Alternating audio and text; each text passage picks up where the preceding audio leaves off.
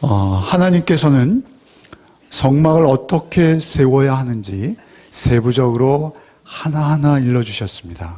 굉장히 구체적이고 자세하게 일러주셨어요. 그리고 레위기 1장부터 지금 저희가 오늘 본문으로 삼는 10장까지, 사실 1장부터 7장까지는 제사의 종류였습니다. 번제, 소제, 화목제, 또 속죄제, 속건제, 이 5가지의 제사를 어떻게 드려야 하는지 그거에 대해서 상세히 일러주셨고요. 8장에서는 제사장 위임식을 했고요. 그리고 9장과 10장에서는 이제 그 완성되어진 성막에서 말씀해 주신 그 세부 항목대로 하나님께서 지정하신 방법으로 하나님 앞에 예배하는 것입니다. 그래서 9장과 10장은 어떤 주석가가 주석하기를 장 제목을 금요일 날 말씀드린 바가 있습니다만 성전 가동식 이렇게 명명했습니다. 성전 가동식. 좀 이상하죠? 포항제철 가동식 이런 느낌이 듭니다. 아주 중요한 것은 그렇게 성전 가동식, 그러니까 최초의 성막, 성전에서 하나님 앞에 하나님께서 예배하신, 하나님께서 명령하신 그 방법대로 하나님을 예배하는 자리로 인간들이 나아가는 놀라운 축복의 장면이다 아니할 수 없습니다. 그 예배, 처음 예배, 하나님이 정하신 율법대로 드려지는 그 첫 예배의 장면이 오늘 바로 본문 앞에 있습니다. 한번 성경 펼쳐놓으신 성경을 보시겠습니다. 오늘 10장 1절 바로 본문 앞에 9장 23절과 24절이 있습니다. 23절에 보시면 모세와 아론이 회막에 들어갔다가 나와서 백성에게 축복하며 여호와의 영광이 온 백성에게 나타나니라. 여호와의 영광, 하나님께서 하나님 되시는 그 영광스러운 모습을 그 이스라엘 온 회중에게 나타내 보여주셨습니다. 24절에 보시면 불이 여호와 앞에서 나와 제단 위에 번제물과 기름을 사른지라 온 백성이 이를 보고 소리 지르며 엎드렸더라. 놀라운 것은 그 하나님의 영광이 불로 임하신 것입니다.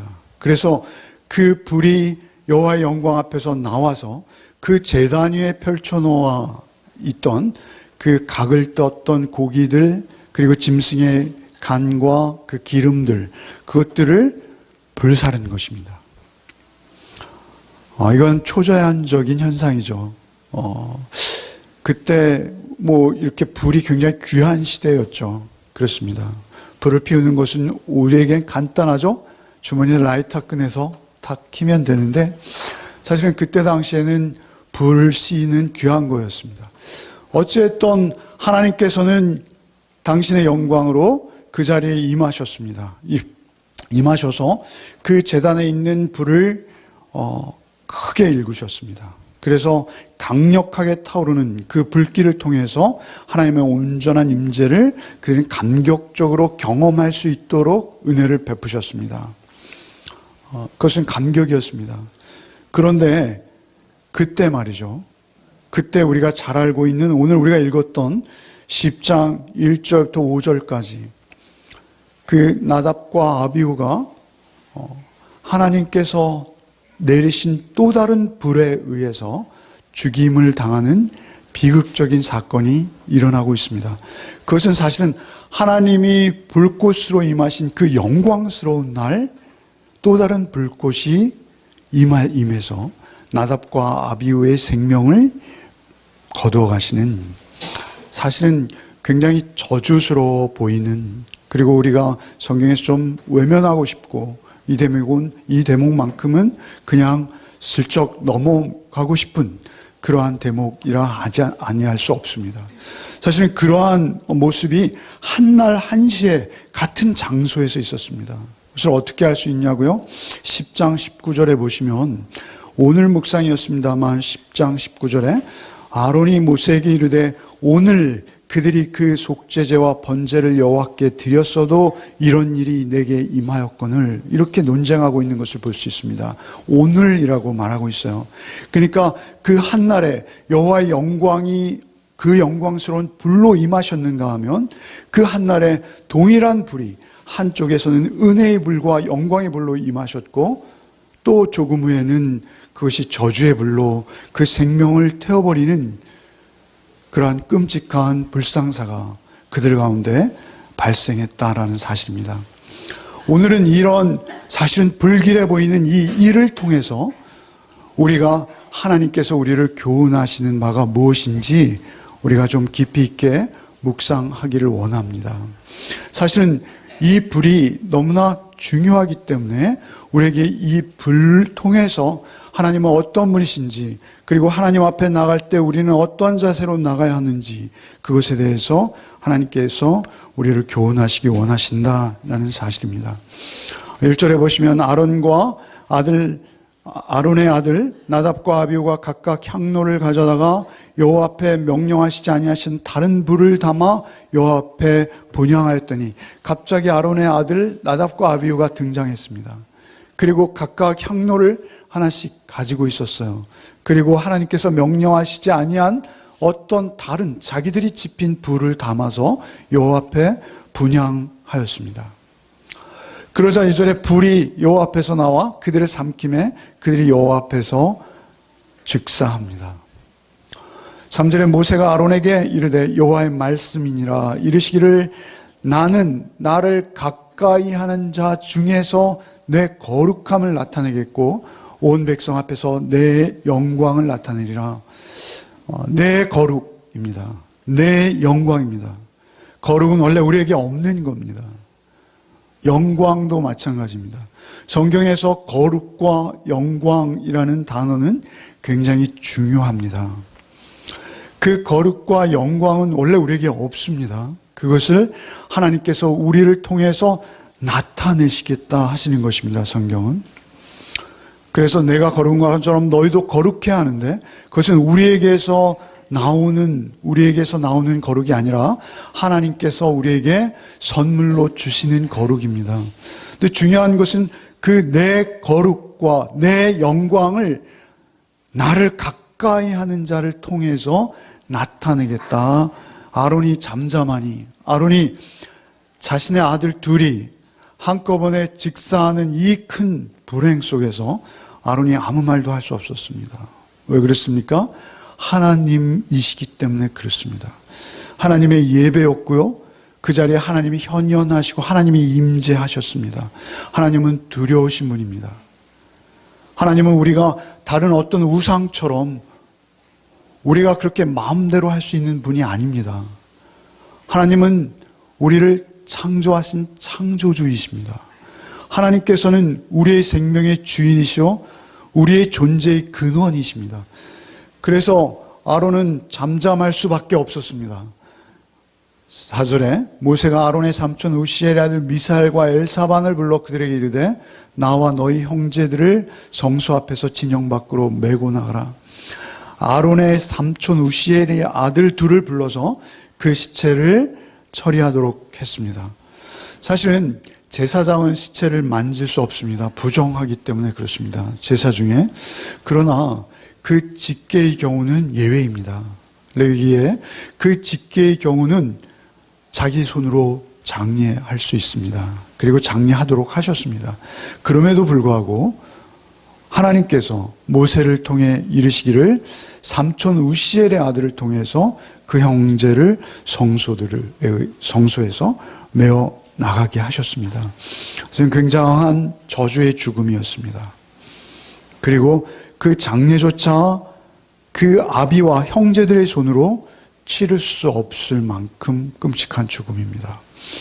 5절에 그들이 나와 모세가 말한 대로 그들을 옷 입은 채 진영 밖으로 메어내니, 옷 입은 채라고 합니다.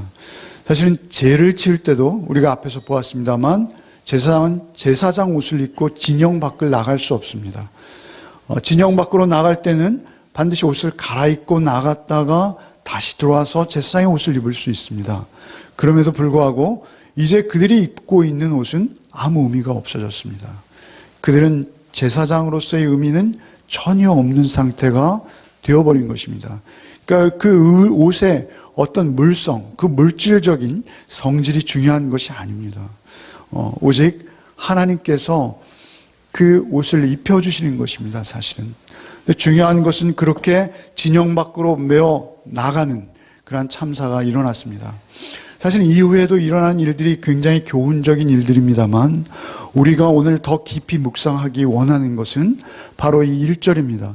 아론의 아들 나답과 아비후가 각각 향로를 가져다가 여호와께 명령하시지 아니한 다른 불을 담아 여호와 앞에 분향하였더니, 사실은 9장에서 하나님의 영광이 임하시고요, 갑자기 두 형제가 등장하는 것입니다.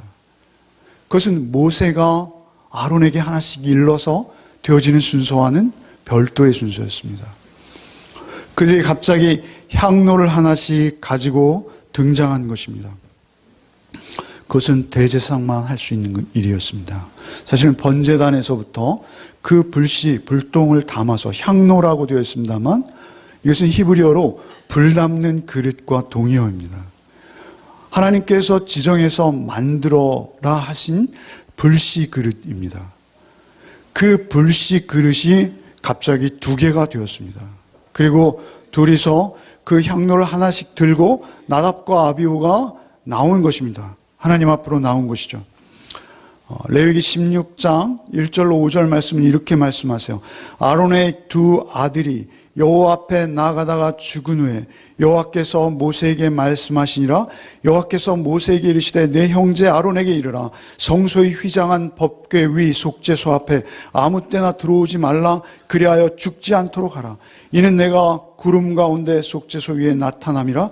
아론이 성소에 들어오려면 숫송아지를 속죄제물로 삼고 숫양을 번제물로 삼고 거룩한 세마포 속옷을 입으며 세마포 속바지를 몸에 입고 세마포 띠를 띠고 세마포 관을 쓸지니 이것들은 거룩한 옷이라.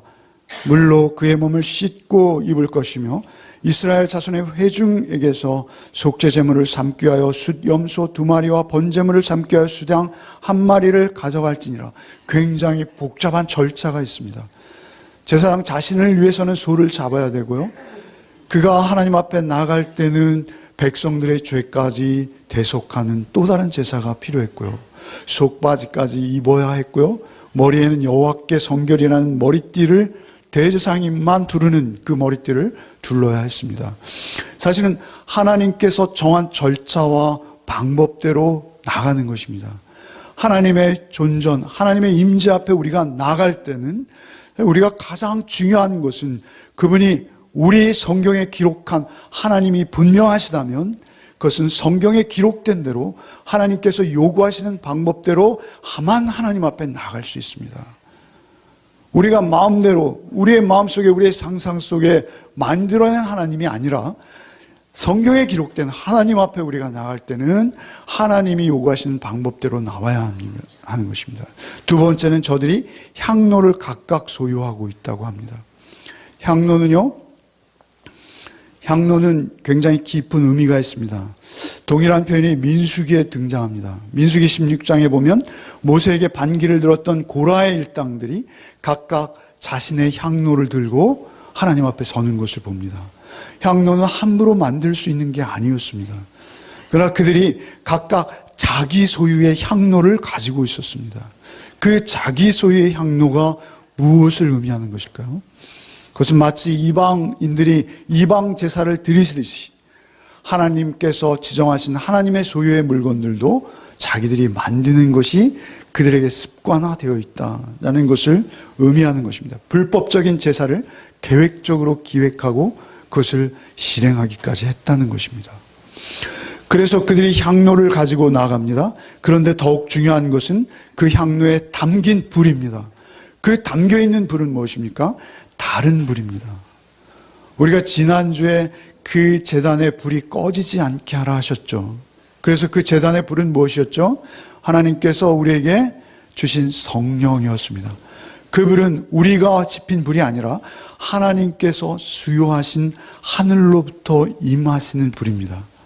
그분은 곧 오늘 우리 신약시대를 사는 우리에게는 오직 성령님 한 분이십니다. 중요한 것은 그 불이 우리에게 임하신 그 불이 진정 하나님께서 받으실 만한 불인데요.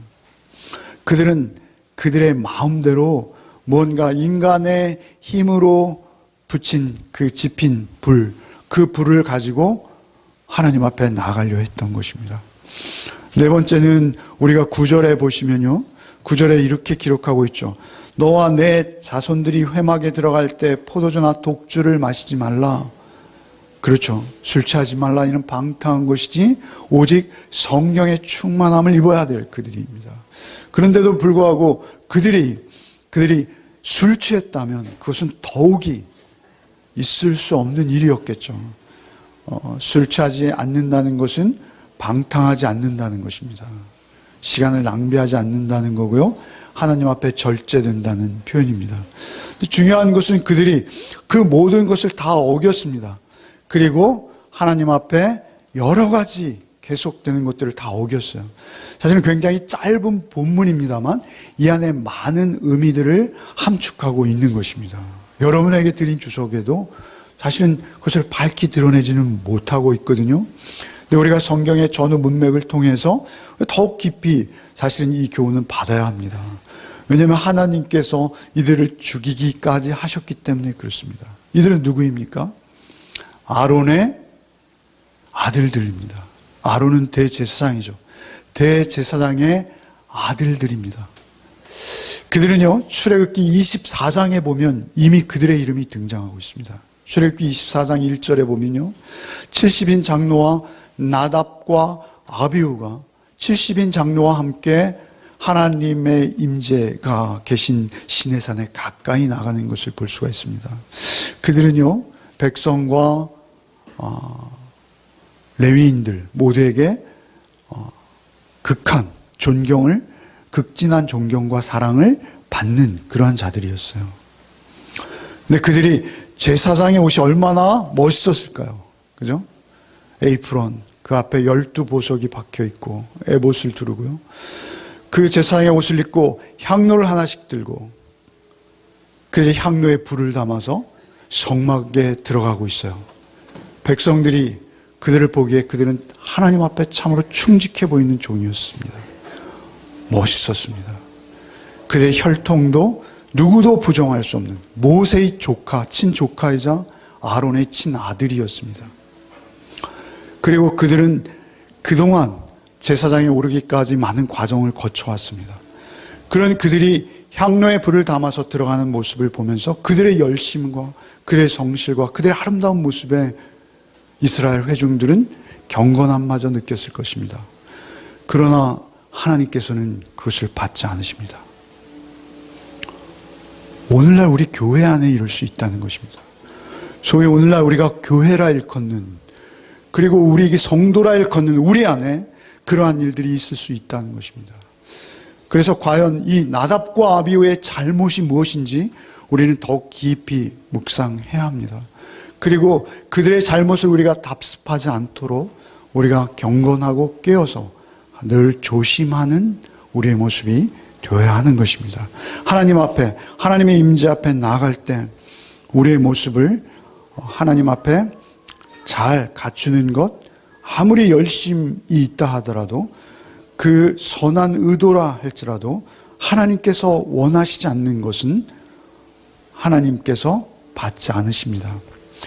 이와 아주 유사한 사건이 하나 있는데요, 우리가 좀 찾아보았으면 좋겠습니다. 사무엘상으로 한번 가시면요, 사무엘하입니다. 사무엘하 6장 1절부터 한번 읽어보겠습니다. 사무엘하 6장 1절.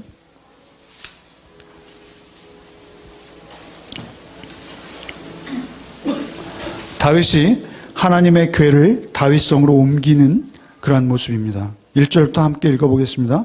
다윗이 이스라엘에서 뽑은 무리 3만 명을 다시 모으고 다윗이 일어나 자기와 함께 있는 모든 사람과 더불어 바알레 유다로 가서 거기서 하나님의 궤를 메어오려 하니 그 궤는 그룹들 사이에 좌정하신 만군의 여호와의 이름으로 불리는 것이라. 그리 하나님의 궤를 새 수레에 싣고 산에 있는 아비나답의 집에서 나오는데 아비나답의 아들 웃사와 아히오가 그 새 수레를 모니라. 그들이 산에 있는 아비나답의 집에서 하나님의 궤를 싣고 나올 때 아히오는 궤 앞에서 가고 다윗과 이스라엘 족속은 잣나무로 만든 여러 가지 악기와 수금과 비파와 소고와 앙금과 제금으로 여호와 앞에서 연주하더라. 그들이 나곤의 태장마당에 이르러서는 소들이 뛰므로 웃사가 손을 들어 하나님의 궤를 붙들었더니 여호와 하나님이 웃사가 잘못함으로 말미암아 진노하사 그를 그곳에서 치시니 그가 거기 하나님의 궤 곁에서 죽으니라. 사실은 하나님의 궤를 다윗이 다윗성을 잘 짓고 그 다윗성으로 하나님의 궤를 옮기는 것은 축제입니다. 그래서 군사를 3만 명이나 거느리고 간 것이죠. 그리고 온 백성들이 악기와 소고로 하나님을 찬양하고 있었습니다. 그때 70년, 장장 70년간이나 하나님의 궤가 머물렀던 곳은 바로 우리가 오늘 본문에서 잘 보듯이 아비나답이라는 자의 집이었습니다. 집. 이스라엘 백성 한 사람의 집에서 하나님의 언약궤가 70년이나 있었습니다. 그리고 그 있는 동안 아비나답은 많은 복을 받았습니다. 그리고 그 궤가 드디어 옮겨지는데 여기 2절에 보시면 하나님의 궤를 메어오려 하니 이렇게 되어 있어요. 2절에 하나님의 궤를 메어오려 하는데 3절에 그들이 하나님의 궤를 새 수레에 싣고 산에 있는 아비나답의 집에서 나오는데 이렇게 표현되어 있어요. 원래 그들은 하나님의 궤를 매는 것을 알고 있었습니다. 그리고 메고 나오려고 했어요. 그런데도 불구하고 그들이 새 수레를 만든 거예요. 누가요? 아비나답의 집에서 만든 겁니다. 아비나답의 집에서 수레로 옮기는 것이 더 멋져 보였기 때문에 그렇습니다. 그것이 더 하나님께 충성하는 방법이다라고 여겼기 때문에 그렇습니다. 하나님 앞에서 새 수레로 모시는 것이 더 큰 정성이었어요. 그들에게는.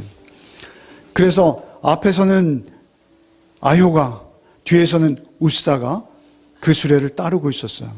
그런데 그 수레가 타작마당에 이르렀는데 소가 뛰노는 거예요.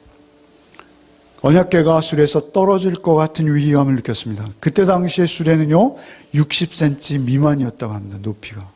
언약궤는 60cm입니다. 그러면 수레와 언약궤를 합하면 수레 위에 있는 언약궤는 120cm를 넘지 않습니다. 허리 밑에죠. 뒤따라가던 웃사가 하나님의 궤가 수레에서 떨어질 것 같은 위기감을 느끼자 손을 높이 들어서 그 궤를 잡았습니다. 굉장히 아름다운 옷을 입고 있었겠죠. 3만의 군사와 이스라엘의 모든 회중이 그 거룩한 수레를 주목하고 있었을 것입니다. 그때 그 수레가 뛰놀 때 많은 사람들이 위기감을 느꼈을 거예요. 웃사도 역시 자신이 하나님의 궤를 붙잡아야 됐다라고 위기의식을 느꼈을 것입니다. 그러나 그것은 하나님의 방법이 아니었습니다. 하나님께서는 하나님의 영광을 인간에게 주지 않으십니다. 하나님께서는 하나님의 영광을 당신이 챙기십니다. 우리가 하나님의 영광을 드러낼 때는 언제입니까? 내가 낮아질 때입니다. 하나님의 영광이 드러날 때는 언제입니까? 내가 예수 안에서, 예수의 보혈과 피 안에서 내 죄가 오히려 드러날 때입니다. 하나님의 영광이 드러나는 건 나는 낮아지고 나는 겸손해지고 오직 내 안에 임하셔서 행하신 하나님의 그 영광이 우리에게 고백되어지는 것입니다. 우리가 착각할 때가 많아요. 하나님을 우리의 수단 삼아서 내가 없으면 하나님이 마치 완전한 존재가 아닌 것처럼 내가 하나님을 섬기고 내가 하나님께 이렇게 열심을 가지고 충성 봉사해서 하나님께서 마땅히 주실 은혜를 나에게 주시는 것처럼 우리의 무의식 중에, 의식 중에 그러한 생각들이 굉장히 많습니다. 하나님께서는 그것을 엄히 경계하시는 것입니다. 첫 예배가 드려질 때 그 일이 있었습니다. 첫 제사가 드려질 때 그날에 그 일이 있었습니다. 그런가 하면요, 여러분 잘 알듯이 사도행전을 우리가 성령행전이라 하잖아요. 성령행전, 그 사도행전 5장에 금요일날 말씀을 드렸습니다만 아나니아와 삽비라의 사건이 있습니다. 아나니아와의 삽비라의 사건, 무엇이 문제입니까? 사도행전 5장 3절에 보면 아나니아와 삽비라가 그 자리에 직사합니다. 그러자 베드로가 직사하기 전에 이렇게 아나니아 삽비라에 말해요. 베드로가 가로되 아나니아야, 어찌하여 사단이 내 마음에 가득하여 내가 성령을 속이고 땅값 얼마를 감추었느냐. 성령을 속이고, 우리가 그 하나님의 첫 제사에서 임했던 그 불은 하나님이 위로부터 허락하시는 성령의 불입니다. 성령입니다. 그런데 우리가 그 성령에 순종하지 않을 뿐만 아니라 성령을 속이고 성령을 부인하고 그리고 오히려 성령을 반대로 거스르며 거역할 때 하나님께서는 그것을 결단코 용납하지 않으십니다. 그것은 하나님을 대적하는 가장 악한 행위가 되기 때문에 그렇습니다. 우리가 하나님의 영광과 하나님의 구원에 참여할 수는 없습니다. 그것은 전적으로 하나님만 위로부터 베푸시는 은혜인 것입니다. 혹시 내가 그 은혜의 통로로 사용되었다면 우리는 더욱 낮아져야 됩니다. 더욱 낮아져서 하나님을 가까이 섬기는 자, 여호와 말씀이라 이르시되 나를 가까이 하는 자 중에서 내 거룩함을 나타내겠고 온 백성 앞에서 내 영광을 나타내리라 말씀하십니다. 우리에게 임하신 성령이 거룩하신 것이고 우리에게 임하신 성령이 영광스러우신 것이지 내 존재 자체가 그렇게 되어진 것은 또한 아니라는 것을 우리는 오해하지 말아야 합니다. 우리는 그 오해에 얼마나 쉽게 노출되는 저 역시 마찬가지입니다. 그것은 하나님을 가까이 모시는 자일수록 더욱 큰 유혹이 있다라는 것입니다. 그 더욱 큰 유혹을 우리는 철저히 경계하고 오직 하나님은 하나님이신 것을, 하나님 한 분이신 것을 우리는 철저히 인정하고 그 앞에 승복하는 자만 하나님 앞에 예배할 수 있다라는 사실을 우리는 잊지 말아야 합니다. 그렇게 하나님께서는 성령으로 우리에게 임하시는 것입니다. 이 베드로가 사실은 아나니아에게 이 말을 할 때 성령이 먼저 임하셨죠. 성령이 임하실 때 어떻게 임하십니까? 요한복음 6장에는 성령이 그가 임하실 때 죄에 대해서, 의에 대해서, 심판에 대해서 세상을 책망하신다 하셨어요. 성령이 처음 우리에게 임하시면 우리는 죄인인 것을 압니다. 성령이 우리에게 임하시는 역사는 무엇입니까? 한 가지예요. 하나님의 거룩한 임재가 우리에게 경험되기 위한 조건은 무엇입니까? 사실은 그들이 번제를 드리고 그 제사를 드릴 때 그 무수한 피를 흘리고 그 피를 힘입어 주의 성소 앞에 나갈 때 그때 하나님의 영광의 불이 임했다는 것을 우리는 잊으면 안 됩니다. 그것은 신약 성경에서도 역시 동일한 것입니다. 우리의 평안, 우리의 소망을 이야기합니다만 우리가 하나님 없는 평안과 하나님의 임재 없는 소망은 없습니다.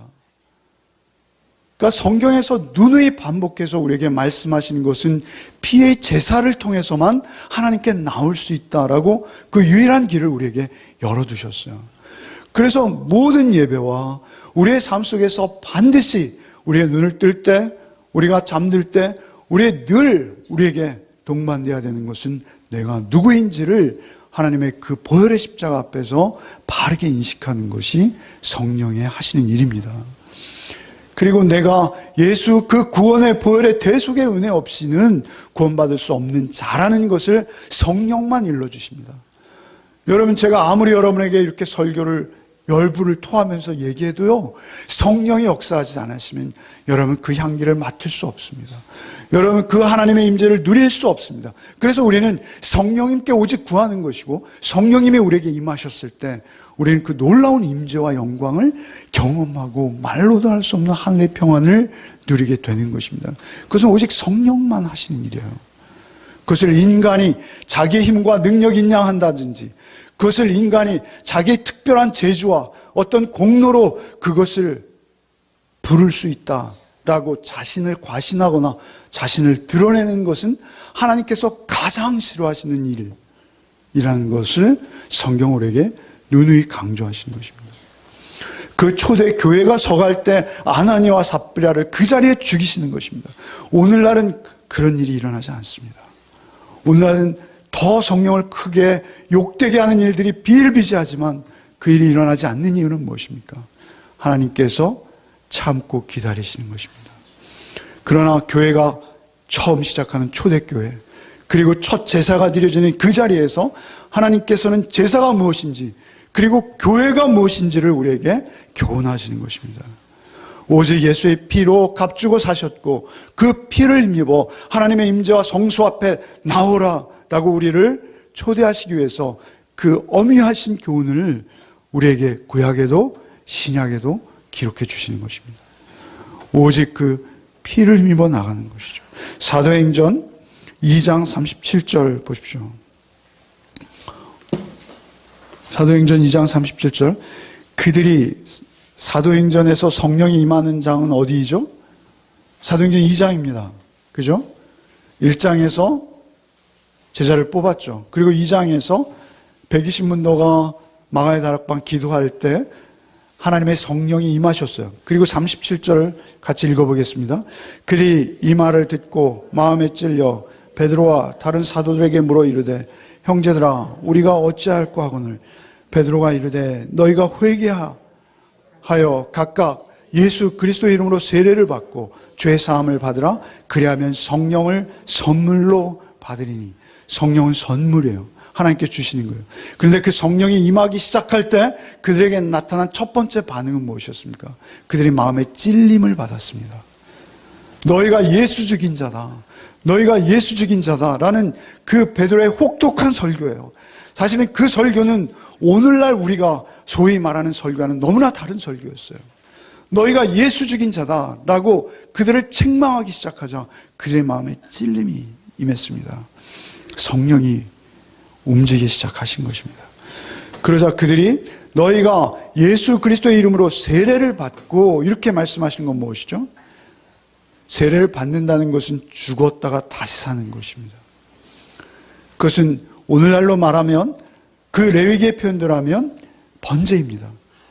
그 번제의 제단에 자기가 자기 죄를 전가한 그 짐승이 각이 떠지고 그리고 태워서 불살라지는 것을 본 자, 그가 다시 사는 것입니다. 그래서 그가 사실은 똑같은 원리로 사도행전의 초대교회가 그리고 베드로의 설교가 행해지고 3,000명이 회개하고 돌이켜서 생명을 얻는 역사가 그 자리에서 있게 되는 것입니다. 우리의 찔린 마음으로 하나님 앞에 나가는 것입니다. 늘 예수의 피를 진실하게 의지하는 것입니다. 하나님의 임재를 뜨겁게 경험하시기 원하십니까? 그렇다면 더욱 하나님 앞에 거룩함을 사모하며 경건하게 그 피를 힘입으십시오.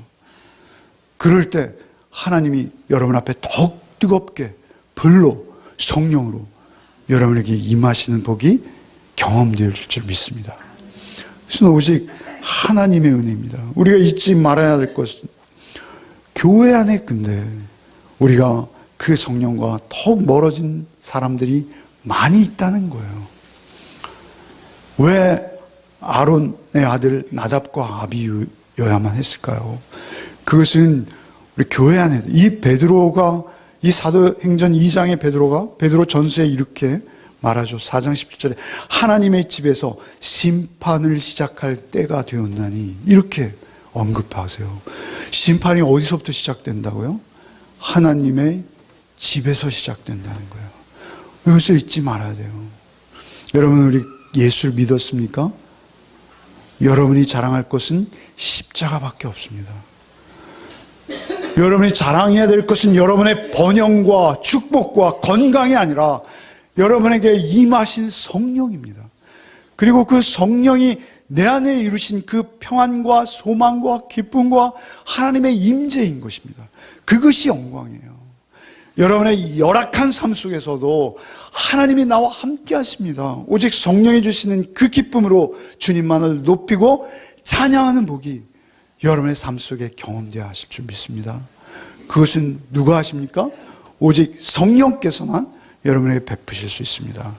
사실은 저에게도 가장 사모하게 되는 것은 바로 성령의 역사, 하나인 것입니다. 여러분들 성령의 충만을 사모하시면서 다른 불을 여러분 앞에 모셔서는 안 될 것입니다. 여러분, 제가 큐티 테이블에서 말씀을 드렸습니다만 존 메가더라는 목사님께서 다른 불이라는 책을 쓰셨어요. 다시 확인해 보니까 한 350쪽 정도, 주에까지 하면 400쪽 정도 되는 두꺼운 책입니다.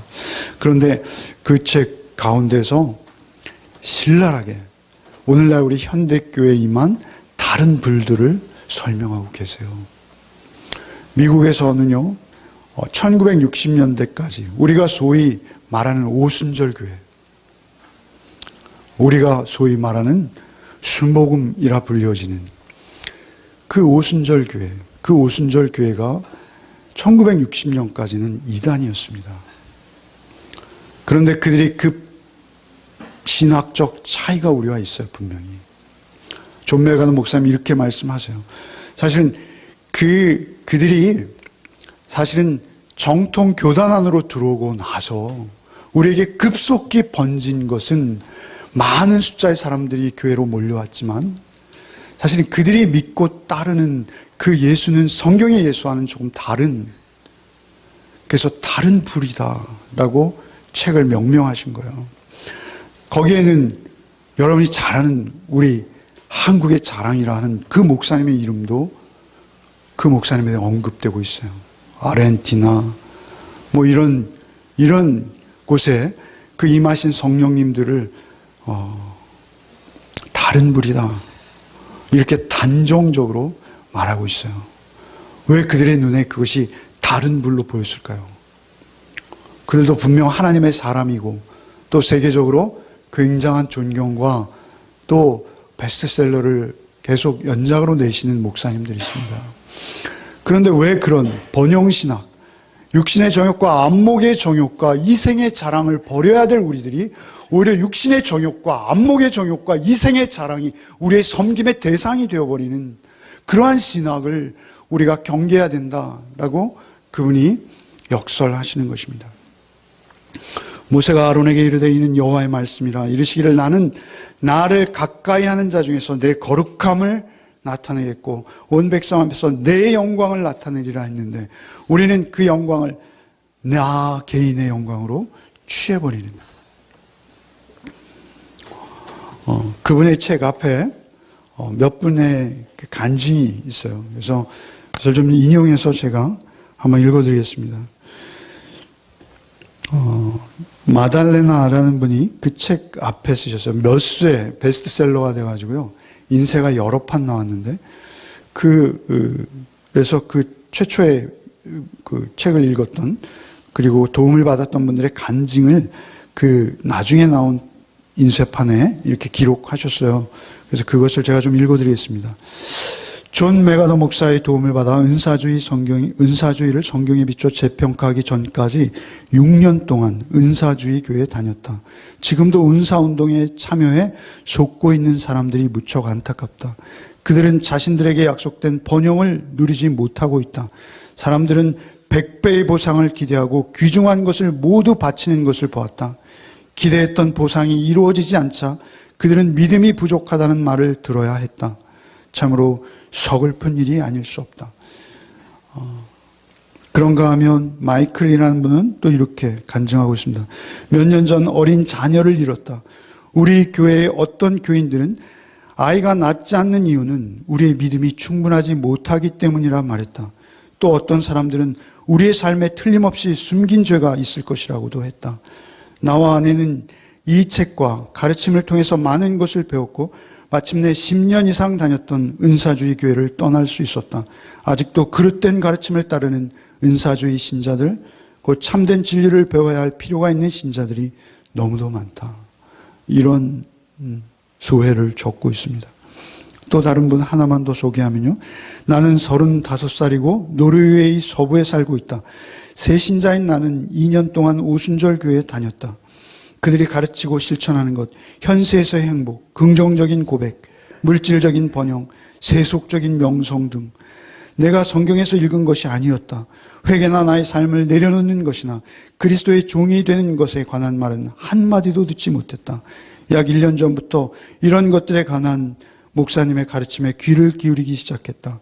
감정에 계속 시달리는 데서 벗어나 성경 곧 하나님의 말씀만이 나의 진정한 권위라는 진리를 깨닫고 나니 참으로 자유롭다. 이렇게 고백하고 있습니다. 다른 분은 우리에게 굉장히 교묘하게 들어옵니다.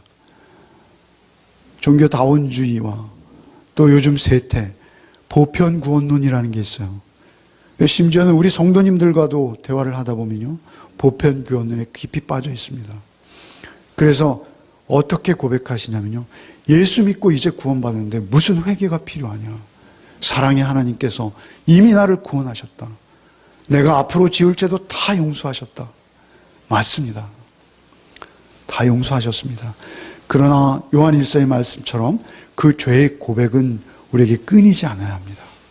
그 불이 꺼지지 않듯이 성령 하나님께서 우리에게 임하실 때마다, 그리고 성령 하나님이 나와 늘 동행하신다면 우리에게 나타나는 유일한 증거는 날마다 나의 죄를 자각하고 날마다 나의 죄를 주님 앞에 가지고 나올 수밖에 없는 우리의 연약함을 확인하는 것입니다.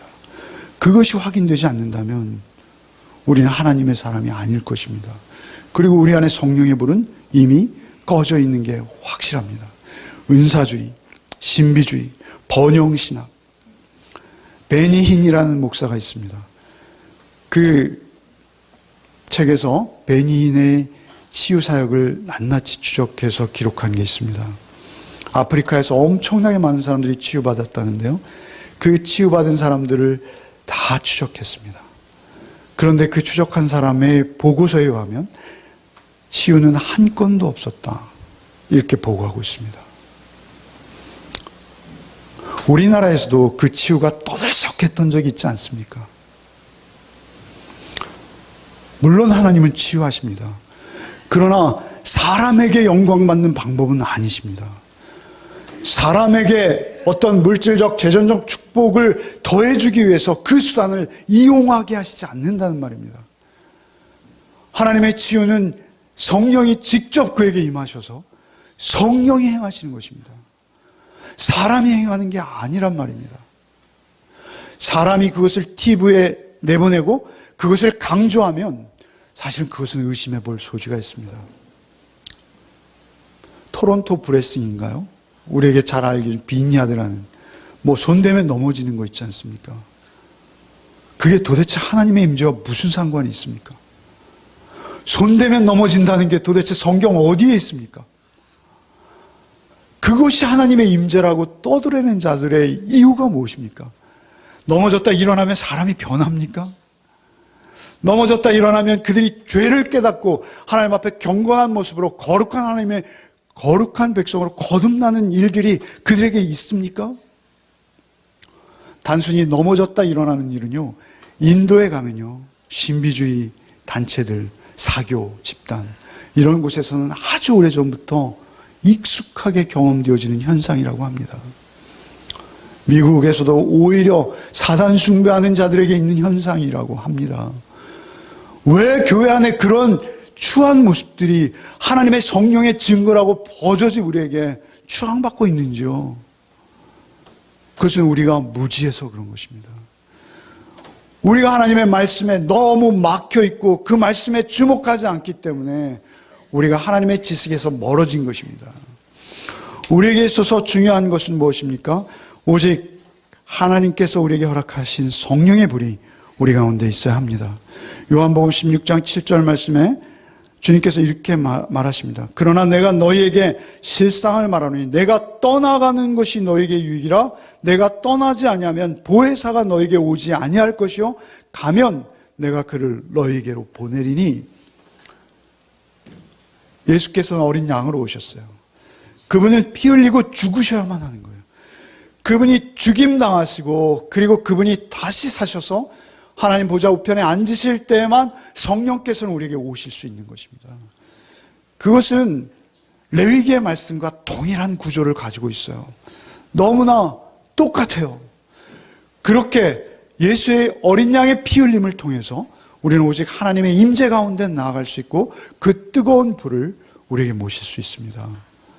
그리고 그 불이 우리에게 꺼지지 않고 계속 타오를 때만 우리는 하나님의 백성으로, 하나님의 사람으로 우리가 이 땅의 삶을 살 수 있게 되는 것입니다. 고린도후서 2장 14절 이하의 익숙한 말씀을 제가 읽어드리겠습니다. 고린도후서 2장 14절, 항상 우리를 그리스도 안에서 이기게 하시고 우리로 말미암아 각처에서 그리스도를 아는 냄새를 나타내시는 하나님께 감사하노라. 우리는 구원 얻는 자들에게나 망하는 자들에게나 하나님 앞에서 그리스도의 향기니 이 사람에게는 사망으로 쫓아 사망에 이르는 냄새요 저 사람에게는 생명으로 쫓아 생명에 이르는 냄새라. 누가 이것을 감당하리요? 동일한 냄새인데 어떤 사람에게는 사망에 이르는 냄새요 어떤 사람에게는 생명에 이르는 냄새다 말씀하시는 것입니다. 동일한 불이에요. 그런데 어떤 사람에게는 심판의 불로 임하는 것이요 어떤 사람의 성령의 불로 임하시는 것입니다. 그래서 저 사람에게는 생명을 쫓아 생명에 이르는 냄새라. 누가 이것을 감당하리요? 우리는 수다한 사람과 같이 하나님의 말씀을 혼잡케 하지 아니하고 순전함으로 하나님께 받은 것 같이 하나님 앞에서 그리스도 안에서 말하노라.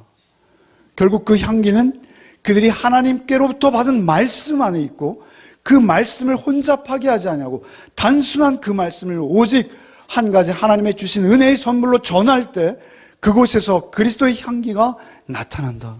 이렇게 말씀하신 거예요. 그리스도의 향기는요, 우리의 코로, 우리의 후각으로 맡을 수 있는 어떤 특별한 샤넬 파이브 냄새 그런 게 아니지 않습니까? 그 향기는 무엇입니까?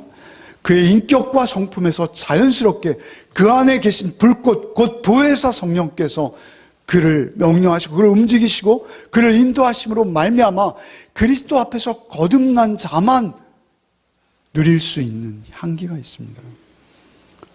사랑과 희락과 평온의 참음 자비 양성 충성 온유 절제와 같은 향기죠. 그러한 삶 속에서 여러분의 성품과 인격에서 흘러나온 하나님의 그 영광스러운 성품의 모습이 여러분 가운데 있습니까? 여러분이 어떠한 환경과 열악함 속에서도 그 사랑으로 여러분의 이웃을 섬길 수 있는 그러한 인격과 성품이 여러분 앞에 날마다 새로워져서 그 불꽃으로 인해서 여러분 안에 움큼움큼 솟아나는 그 생수의 역사가 여러분의 배에서 흐르고 있습니까? 그것이 오직 성경에서 우리에게 말씀하시는 가장 귀한 은혜요 선물이다 라는 것을 우리는 잊어서는 안 될 것입니다. 우리에게 있어서 호세아는 이렇게 말합니다. 4장 6절에 내 백성이 지식이 없음으로 망하는도다. 내가 지식을 버렸으니 나도 너를 버려 내 제사장이 되지 못하게 할 것이요 내가 내 하나님의 율법을 잊었으니 나도 내 자녀들을 잊어버리리라. 백성이 지식이 없음으로 망하는도다. 여기서 지식은 무엇이죠? 성경에 관한 지식입니다. 오직 주의 말씀의 지식입니다. 여러분, 우리가 말씀을 어디를 펴서 읽어도 그 모든 말씀은 오직 예수를 향하고 있고요. 그 예수를 향한 말씀은 오직 우리를 십자가로 거듭나게 하시고 영원한 부활의 소망으로 살게 하시는 성령의 임재 속에서만 우리 안에 타들어가는, 타오를 수 있는 성령의 불꽃을 말씀하시는 것입니다. 여러분 안에 그 성령의 불꽃을 모시고 그 불꽃을 꺼뜨리지 않으시려면 더욱 말씀을 붙드셔야 되고요. 성령의 도우심으로 말씀을 사모함으로 매일 큐티하시며 그 말씀을 잡을 때마다 성령의 도우심으로 그 말씀이 살아계신 주의 음성으로 여러분 가운데 들려와야 합니다. 그럴 때 여러분의 삶이 놀랍도록 영광스러워진다. 성경 우리에게 약속하셨습니다. 얼마 전인데요, 피터 와그너라는 분이 있습니다. 은사주의 대표적인 신학자죠. 그분이 분당에 있는 여러 교회들을 도셨어요. 그분은 존 메가더의 책에 의하면, 존 메가더 목사님 책에 의하면요, 정말 이단의 괴수입니다. 그가 하는 일들 하나하나가요, 전부 돈에 매여 있고요. 그리고 신사도주의라고 해서 자신이 사도라고 스스로를 높이고 있습니다. 그리고 그들에게 일정 회비를 내면요, 아주 사소한 액수인데요, 월 정기적으로 납입하면 그들이 사도가 되는 권한을 부여한다고 합니다. 어찌 이런 일들이, 말씀이 버젓이 우리에게 주어졌는데 우리 가운데서 공공연하게 일어나고 있습니까? KFC 앞에 있는 할아버지 닮았어요. 정말 그분 포스터 있는 거 보면요, 너무 매력적이에요. 그리고 그분이 말 한마디 한마디가요, 듣고 있으면 내가 금방 부자 된 것 같아요. 듣고 있으면 내가 금방 뭔가 굉장한 일을 해낼 것 같아요. 긍정적인 말, 긍정적인 도전, 믿으면 무엇이든지 할 수 있다는 거예요. 성경에 어디에 그런 말이 있습니까? 그것은 전후관계를 다 떼어내고 자기의 입맛대로 유리한 대로 적용하는 성경의 말씀일 뿐이에요. 여러분, 우리에게 있어서 가장 소중한 것은 무엇입니까? 성령이 우리에게 오셨을 때 우리의 죄에 대해서, 의에 대해서, 심판에 대해서 우리를 깨우치실 때 그 앞에 납작 엎드리는 것입니다. 낮아지는 것입니다. 우리가 나답과 아비후처럼, 아효와 우사처럼 우리가 하나님께 엉뚱한 열정을 가지고 그 앞에 덤빈다면 우리도 똑같은 죽음을 면할 수 없다는 것을 잊지 마십시오. 오직 우리 가운데 더욱 낮아지고 죄에 대해서, 의에 대해서, 심판에 대해서 오히려 우리를 책망하시고, 그리고 우리의 본 모습을 보게 하시고 그 앞에서 오직 번제로 예수의 십자가와 그 어린 양의 보혈만을 의지하지 않으면 나는 아무것도 아니라는 것을 인식하고 오직 예수를 붙들 때 예수께서 살아계신 인격으로 우리 안에 임하셔서 그 놀라운 성품을 우리의 삶의 한 자락자락들을 통해서 나타내고 드러내 보여주실 줄 믿습니다. 그것을 다음에 한 주간 삶 속에서도 여러분의 삶 속에 풍성히 경험하십시오. 하나님의 말씀이 들려와서 정말 요한복음 3장에 니고데모가 거듭나잖아요. 거듭나다, 이 말은요, 아노텐이라는 헬라어입니다. 아노텐. 근데 그 아노라는 말은요, 위로부터 임하다, 이런 의미예요. 사전에 찾아보면요. 거듭나는 거. 네가 정령 물과 성령으로 거듭나지 않으면 하나님 나라를 볼 수 없다. 니고데모에게 말하죠. 네가 아무리 산헤드린 공회원이고 네가 바리새파에 속했고 다 좋은데 네가 물과 성령으로 거듭나지 않으면 하나님 앞에 구원은 없다라고 설명하시는 것입니다. 우리가 성령으로 날마다 새로워져야 합니다. 하나님의 말씀과 온전한 동행을 이루는 것은 오직 위로부터 임하시는 성령 아니고서는 불가능한 것입니다. 성령만 바라보시고 성령만 의지하시는 복이 저와 여러분에게 있기를 소원합니다. 찬송가 288장 부르시고 마치겠습니다.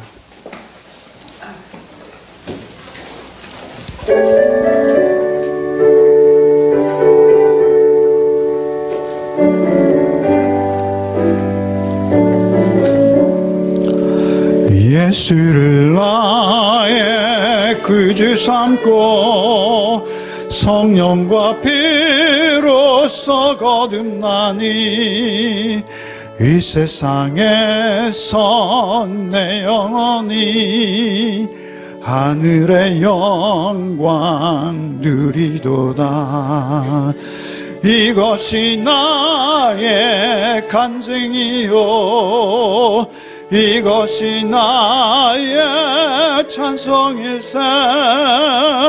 나 사는 동안 끊임없이 구주를 찬송하리로다.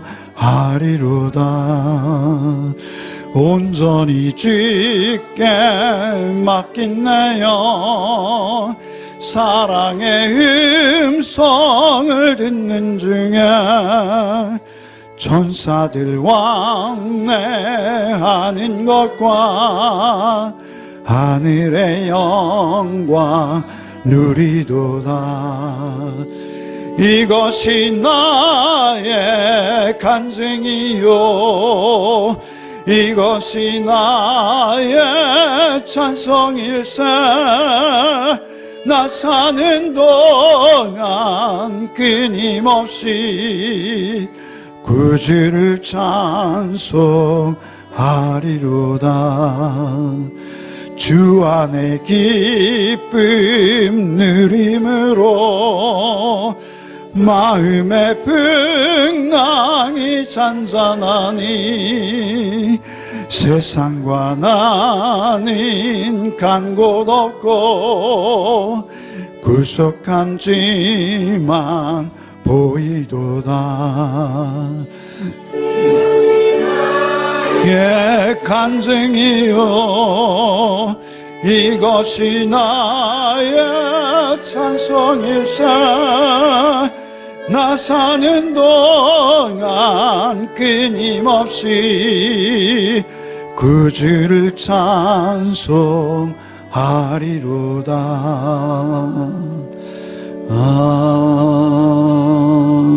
아멘.